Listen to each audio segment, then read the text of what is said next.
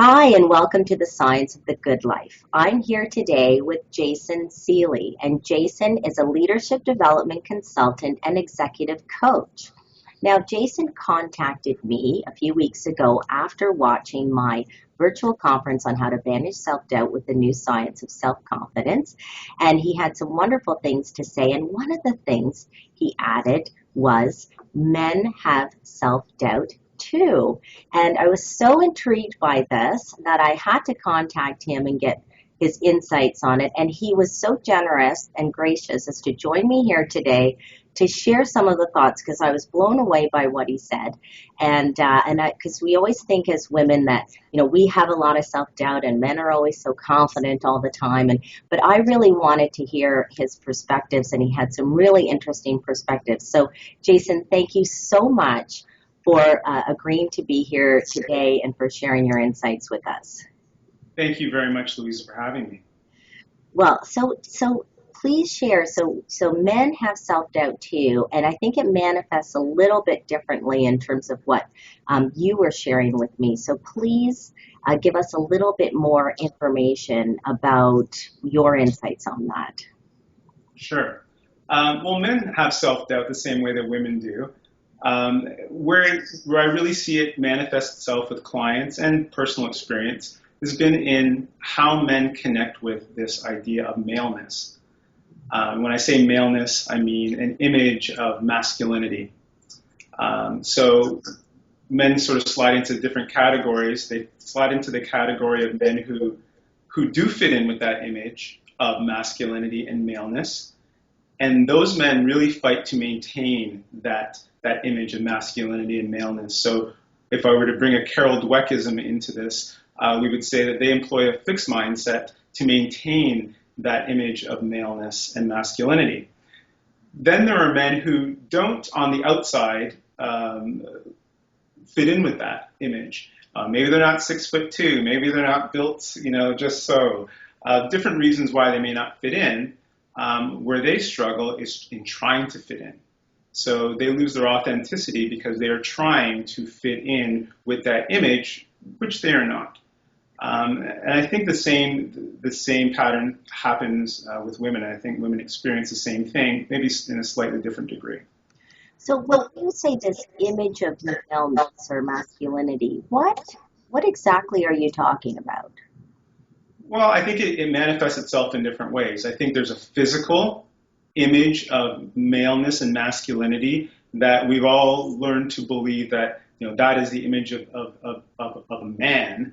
And when men are growing up, when they're younger, those are the areas where they're encouraged to become that image. And some men strive hard to do it, and some men are very successful. Others are not so successful, and it usually has more to do with maybe that's not authentically who they are. Maybe they're just not physically built that way. They don't look like that image. There's a whole bunch of different reasons why. But that maleness would look like 6'2", solid build, maybe light, wavy hair. I mean, it would be the quintessential image that you see of the hunk in television or in movies and things like that. And then what else? What else sort of encompasses this image of masculinity?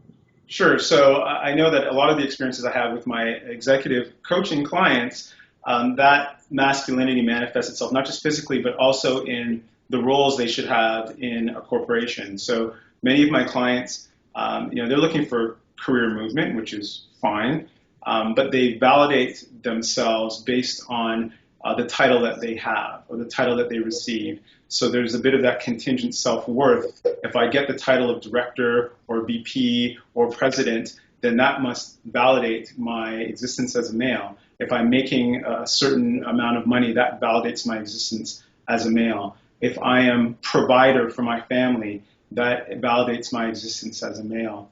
There's also the boys club behaviors. So there are behaviors that in some cases no longer serve the new direction of some of my clients, but they still participate in them because they're behaviors that validate the maleness. So, the hanging out with the boys, the sometimes, chasing after eligible females who, when they are not necessarily eligible, things like that, that reinforce a bit of maleness. And I'm totally using a broad stroke with people and generalizing a little bit, but these things do manifest themselves this way. Sure. What I found interesting in our conversation was when you say, men will do what their friends do, and that's how they define what men do. Like if their friends don't go to counseling, that's not what men do. And of course, as you say, we're not suggesting that everybody is like this or every man is like this, but I've, certainly seen that with a lot of my male friends too, that if their friends are doing it, it's okay, and if their friends are not doing it, it's not okay.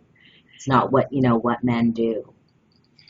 Absolutely. I mean, I know that many of my executive coaching clients, I take them on as executives who are looking to develop their leadership skills. I would say over half of them are really life coaching relationships that we're having, but it's not it's not male or manly to be having a relationship with a life coach, to be working with a life coach. But an executive coach is fine because that's based on driving my career and driving my net worth and my income level. So you see the differences, and the same can be said, I think, for males who are seeking support from therapists. Yes. And what is the image of that? Well, and one of the things that I wanted to explore with you too when we spoke is, women now, with a lot of the research, we're starting to see that women feel that they need to be really good in so many more domains of life. So 100 years ago, it was okay for a woman to, have a clean home and their kids were clean and doing okay, and they took care of the house and made sure dinner was on the table, and that was great and acceptable. And that's pretty well, they were a good wife and a good woman and everything else if all those things were good. And now there's, a lot of research that will show that women want to be excellent in 14 different domains of life, including now career and philanthropy and looking good and being thin and being excellent in the boardroom and in the kitchen and as well in the bedroom. And it just seems like it's an impossible task to be excellent in all of these things, almost exhausting. And it's interesting to see the different domains that, you've talked about career for men and being the provider for men and also being the having that image, that sort of masculine, muscular image. But one of the things you also mentioned, because we talked about philanthropy, and you said, as long as you seem to, in your experience, it was about philanthropy and doing good, but it had to fit that sort of male image. Can you say more about that? Yes. So yes, much of the experience I have with male clients, they will donate time to improve their community, but the types of behaviors or time that they contribute is in the area of coaching primarily, and coaching will be coaching sport. And part of it maybe because they've got experience in a particular sport, but generally it is they're coaching hockey, they're coaching basketball, they're contributing in ways, whether it's to their kids' lives or to their community, that still fits into that maleness. Less frequently are you seeing, not at all, it's not that it's not at all, less frequently are you seeing males participate on the parent council at the school. That would support their kids, but that's for my wife. My wife does that. I never see the fathers at those things. It's always, it's always pretty well women. But what I would say to that is that I think that's males trying to fit into that image, and as I mentioned before, adopting that fixed mindset. However, I do believe males do want to explore their other interests. They want to explore, those pillars of happiness and those pillars of positive psychology. So they want to have positive emotion. They want to have engaging, be engaged and be in flow. They want to have positive relationships. They want to have meaning in their life and be altruistic and have vitality in their lives.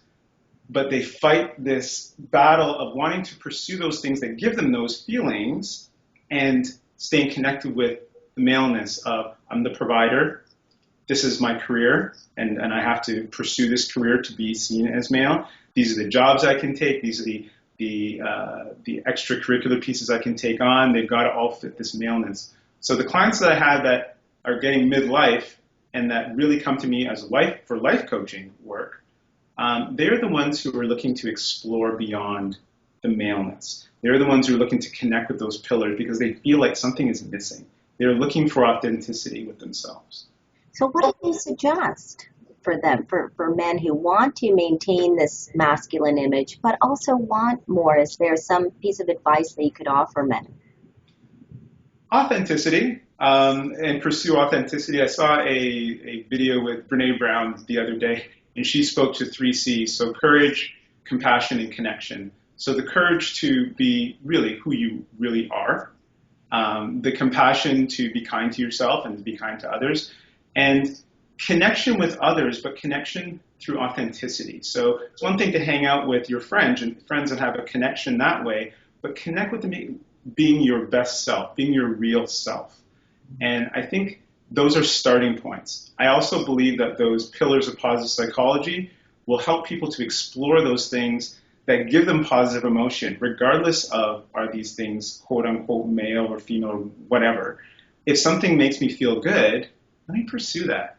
Let me connect with that because that's going to make me happier, make me more successful, regardless of if it fits into this box or not. Right. Okay, great. Well, thank you so much, Jason. I'm so glad that you're here today to give us these insights. I really appreciate you for you to take the time today to talk to us. So thank you so much. Thank you very much, Lisa. Have a great day. You too. Bye.